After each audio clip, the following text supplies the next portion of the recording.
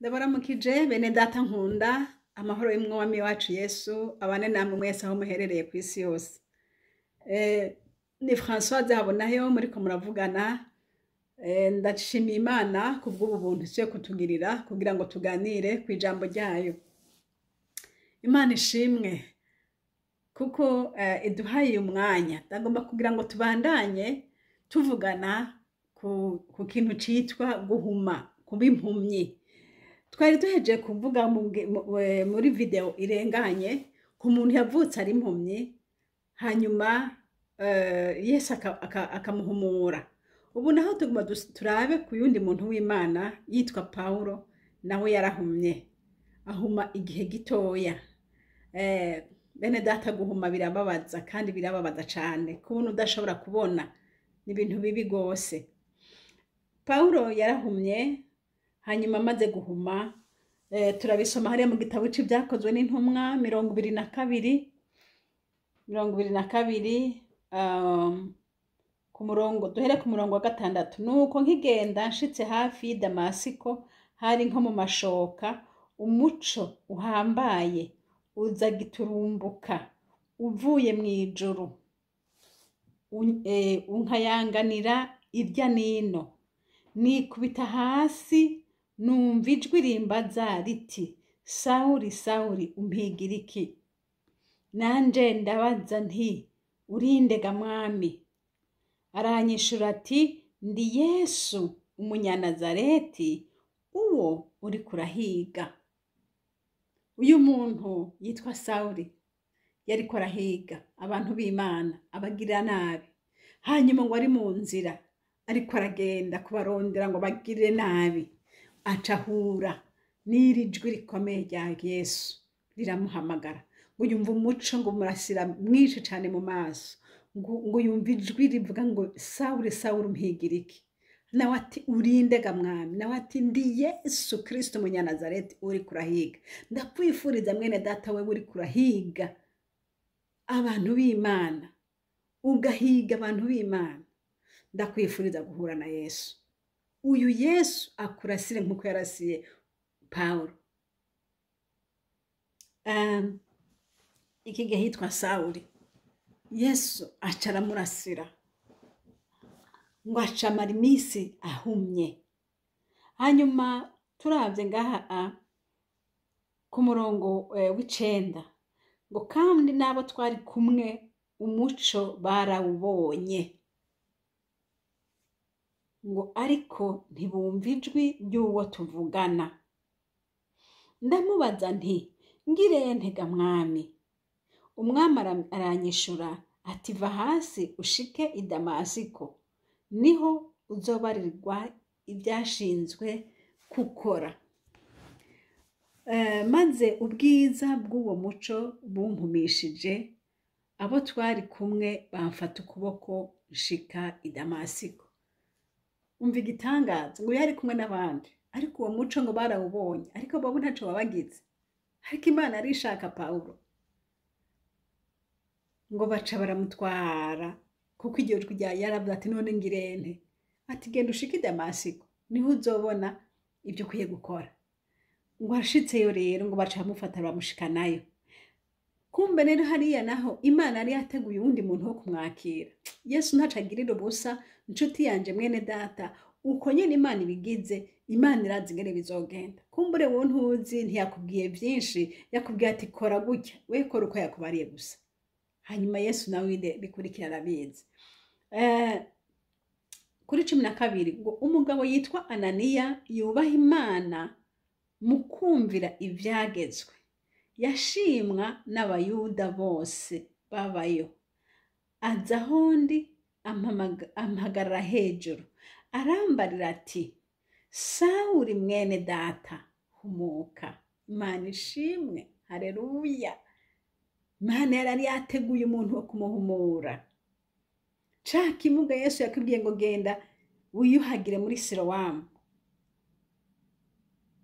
ngo urahumuka. Ariko uyu nawe Imana yamubwiye ati, genda i Damasiko, hariyo uzohumukirayo. Hari benshi Yesu yabwiye ati, va mu Burundi, genda muri Amerika, hariya uzohumukirayo. va muri Amerika, genda muri Australia, hariya uzohumukirayo. Ni benshi bavuye iyo bari bavuye bagakirira iyo bagiye. Yesu nahabwa icubahiro. Ngo yamubwiye ijambo rimwe. Ananiya yamubariye ati, Sawuli mwene data, yasobanukiwe gute ko ari mwene se? Nuko yumvise bavuga bati ibyamushikiye. Yahuye n'umuntu yitwa Yesu amubarira kunuku. Haleluya. Uyu muntu Ananiya rero aca mwita ngo mwene data. Haleluya. Mwene data, twaravukanye ku bwa Kristo, twese turi bene Mana. Mwene data, humuka. Haleluya. Aca aravuga ngo ako kanya ndahumuka, ndamuraba. Umva ubushobozi bukwana n'abantu b'Imana. Ni Yesu yaramukijije. Naho tubona ngo ni Ananiya niwe yabivuze ati humuka, ariko yabivuze mu bushobozi bw'Imana. Kuko Imana niyo yamubwiye ati genda hariya turahurirayo. Muri iri jambo yavuze ati genda hariya turahurirayo. Muri Ananiya nta bubasha burimwe, ariko Imana imukoreyemo birakunda. Haleluya. Muri wewe ntaco wari urico, ariko Imana igukoreyemo birakunda. Haleluya. Ananiya aramubwira ati mwene data humuka. Ngo ako kanya aca arahumuka. Wewe nta nubwo yafashe ibyondo ngo ashire ku maso, yavuze iryo jambo gusa ati mwene data humuka. Haleluya. Ku murongo w'14 aravuga ati, Imana yabasogokuruza yagutoranije kumenya ibyigomba. Haleluya. No kubona wa mugororotsi. Haleluya. Wa muco wa kurasira, wabonye umugororotsi. Haleluya. No kumva ijwi riva mu kanwa kiwe.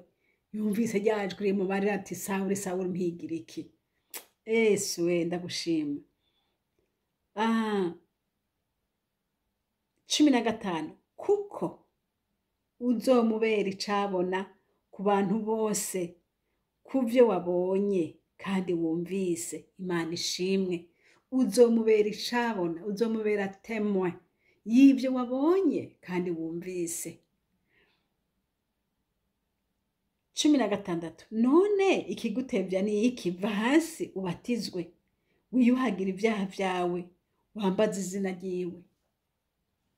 Wambonye yakwiyeretse, mugabo hari icyo ukeneye gukora. Va hasi ubatizwe, wihane, ibyaha vyawe bikuveko, hama wambaza izina ryiwe. Hariho abantu babrira les étapes, bakabona bakize, bakabona bakorewe Imana ibitangaza, Imana yabakoreye ibitangaza, bagaca bumva umenga baragenda. Oh no, hariho ibindi. Ihane, mwakire. Kubona yakwiyeretse ni kimwe, mwakire rero hanyuma mukurikire. Wiwe yabwiye ati va hasi batizwa rero, wambaza izina ryiwe, wiyuhagira ibyaha vyawe. Imana ishimwe. Ni wiyuhagira ibyaha vyawe, wihane, ibyaha vyawe bikuveko. Kubona ukoreshwa n'Imana, kubona wagendewe n'Imana ni kimwe, ariko hari ikindi gisigaye. Ihane, va mu vyaha, hanyuma rero mukurikire. Yesu nashimwe. Imana ishimwe. Imana ihabwa icubahiro. Ananiya yamubwiye amajambo akomeye cyane ati icatumye ivyo bikubako, icatumye ubona uwo mugororotsi, icatumye wumva iryo jwi ryiwe, icatumye bikumerera gutya na gutya, nuko Imana ikugomba kuzogenda ku isi yose uvuga kuri ivyo bitangaza wabonye Imana ikora. Haleluya. Atariko mbere yo kubikora, haguruka ubanza ugenda ubatizwe, wihane ibyaha vyawe, hanyuma uce umukurikira. Yesu nashimwe. Ndahamagarira wowe mwene data uri kurankurikira, wakurikiye Yesu kandi umaze iminsi umukurikira, maze iminsi warihaye Imana, warihanye mu mutima wawe, ibyaha byawe waravyihanye. None genda ubatizwe inshuti yanje. Genda bakubatize mu mazi menshi, wemangire Kristo yuko ushikije ivyo umwami Yesu Kristo nawe yakoze. ushitse ibikwiye gushitswa byose hama mukurikire. Haleluya. Ivyo ntuvyirengagize. Muri iki gihe abantu benshi barirengagiza bakagenda bakanezerwa no kuvuga Yesu ariko batabatijwe, batihanye. Ibyo ni ibintu dukwiye kongera gufurura no kubwira abantu kubatizwa. Ubatizwe wihane, ukurikire Yesu. Imana ishimwe, Imana ihabwe icubahiro. Ananiya yamubwiye amajambo akomeye. Uyu munsi Ananiya agereranywa n'abakozi b'Imana b'uyu munsi. Abakozi b'Imana barakurongora bakakubwira terega ibyatumye ibyo bintu bikubako no kugira ngo bikugendekere gutya na gutya na gutya, nawe ubumvire. Inshuti nkunda, Yesu yarakoze igikorwa cyo kuguhumura, yarakoze igikorwa cyo kukwiyereka. Ubu rero akurungitse ku bakozi b'Imana, genda bakurere, bakwereka inzira ukwiye kujana, bakwereka uko bikwiye kugenda, nawe ubumvire. Imana ishimwe. Iyumvire iyo Pawulo atari kugenda iyo atari kumvira iryo jwi ngo agende anyi Damasiko, byari kugenda gute? Yari kuguma ari impumyi. Ariko Imana ishimwe. Imana izi byose, Imana ibona kure, Imana ibona ibyo wowe na jewe tutabona. Yesu nahabwe icubahiro. Umwami wacu Yesu aragahoraho. Icubahiro n'igihabwe iwe, kuko agenda yiyereka abantu no gushikiza isaha. Ibyabaye kuri Pawulo hari kera, n'izi saha birashishikara kuba ku bantu b'Imana. Hari abantu benshi bahuye na Yesu, bahura ari abayisilamu barihana. Imana yabasanze mu ijoro, umuco ukabarasira. Uyu muco n'izi saha uraboneka, bisi metaphore. Reka iri jwi tuvuga n'izi saha turuhora turyumva, rikatubwira ngo genda hariya ndavugana nawe, ugaca ugenda kuko uzi ko Imana ikubwiye. Haleluya. Yesu nashimwe. Bene data, kanguka, kanguka. Wewe wahumye, Yesu aragomba kuguhumura. Yesu aragomba kuguhumura. Bishoboka ko Imana yaguhumishije kuri objectif, iragomba kugira ngo wongere ukanure ubone ibyiza by'Imana. Pawulo uyu tuvuga, Sawuli, yari yarabonye ibintu byinshi, yari yarahamye ubwoko bw'Imana, yari yarafungishije benshi, yari yarakoze ibintu bibi, agwanyira izina rya Yesu. Yesu aramwihorera, suko atamubona. Nkuko nawe uyu munsi Yesu akwihoreye, suko atakubona, suko atumva ibyo uvuga ku murango no mwijoro. Arakubona, arakuzi. Ariko igitumye avyihoza nuko agomba ko byose bibanza bikuzura, ukabanza ububi bwawe bukaba bwinshi, kugira ngo Yesu abukubite hasi bwose, abihindure ubusa byose, hanyuma kugira mushasha. Haleluya. Ugenda ushingire ntahe Yesu neza. Hariho abantu bazi kuvuga Yesu neza kuko bamubonye. Haleluya. Pawulo yagize umwete mwinshi. Yesu we, yagize umwete mwinshi kuko yabonye ukuboko gukomeye kwamutabaye, yabonye ukuboko gukomeye kwamunesheje. Usomye ukaraba ingene yari yishigikiye, avuga ko azi ivyanditswe, avuga ko ari umuntu akomeye, avuga ko afise ivyete bimushoboza, bimuha uburenganzira bwo kuboha abantu b'Imana no kubagirira nabi. Umusomye ariko ibyo yari kuravuga mbere, ni wo kwibaza ko hari haho yabaye akagwa hasi, amaso agahumiriza, akagenda bamufashe. Yesu ndamukunda, ni nyabushobozi, ni nyabubasha, azi gukubita hasi abisha hejuru bose.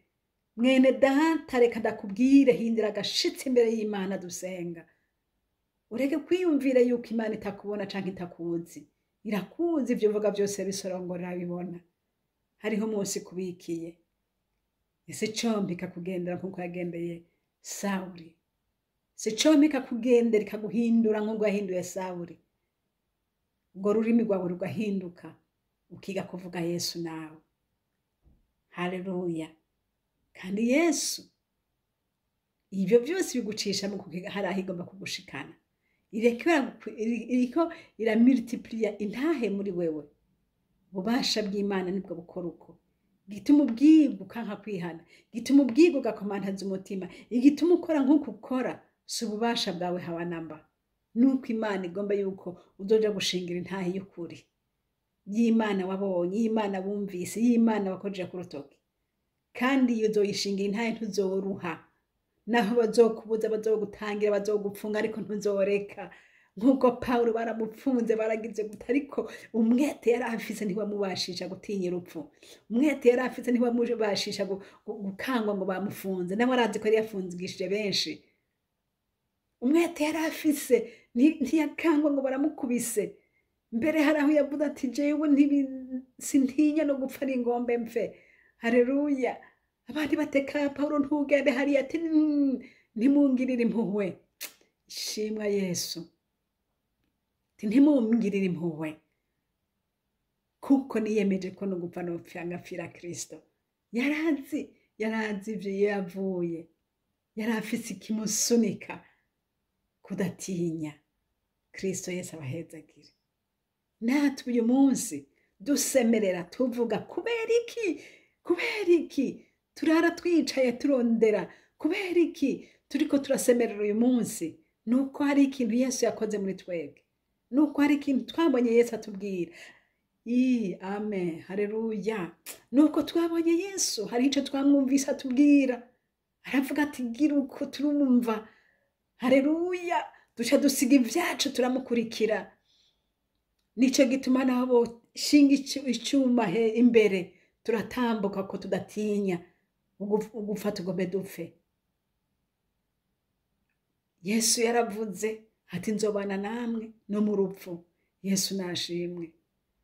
Nshuti, ihane ukurikira uyu Yesu. Ihane ukurikira uyu Yesu. Nta wananiranye mu minwe yiwe. Oya. Ariko ihane. Yesu akugirire neza. Yesu aguhumure. Ube muzima. Ubone. Uvuga ngo urabona ari kuri impumyi. Ariko harageze ko ukubona ko gushikako kugira ngo ukire urubanza. Yesu yavuze ngo iki? Ngo ababona mbwa base kumwizera ngo bahindutse impumyi. Ukanda ngo urubanza ruri kuri bo. Wumvise byinshi bya Yesu, wumvise bamukubwira, wumvise bakwigisha. Ndetse ushobora kuba uri bishop, ushobora kuba sinzi uriwe, ushaka kuba uri umuntu mukuru mu byanditswe, ubizi. Wumvise intahe nyinshi, wabonye iby'Imana gukoreye byinshi, ariko byanse kumwizera. Aho kumwizera uguma umushavuza, werekana ibikorwa byo kutamwizera. Ubonye batamwizera ukifatanya nabo, ukifatanya nabo kugira ngo tuke abantu b'Imana. Ubonye aho abantu batamwizera ukamenga niho inshuti zawe zibonekeye. Mwene data, hindukira. Yesu akugirire neza, aguteze ibiganza, kuko agomba kugutabara. Imana ishimwe. Imana ishimwe. Kuko uko yabikora kera n'uyu munsi yabikora. Ubu Yesu tuvuga ni Yesu muzima. Ntituvuga Yesu atariho, tuvuga Yesu ariho. Ariho, arumva kandi arakora. None nawe umwakire kugira ngo niyaza kujana bamwizeye nawe muzojana. Nuko Imana niguhezagire. Mwari kumwe na Françoise Habonayo. Imana yebubashe umugisha. Iyi shene tuvugira ko ni shene Habonayo. Kandi ndashimiye Imana ku bwanyu. Ndashimiye Imana ko munsengera kandi nanje ndabasengera. Nuko umwami Yesu aduhana umugisha. Amen.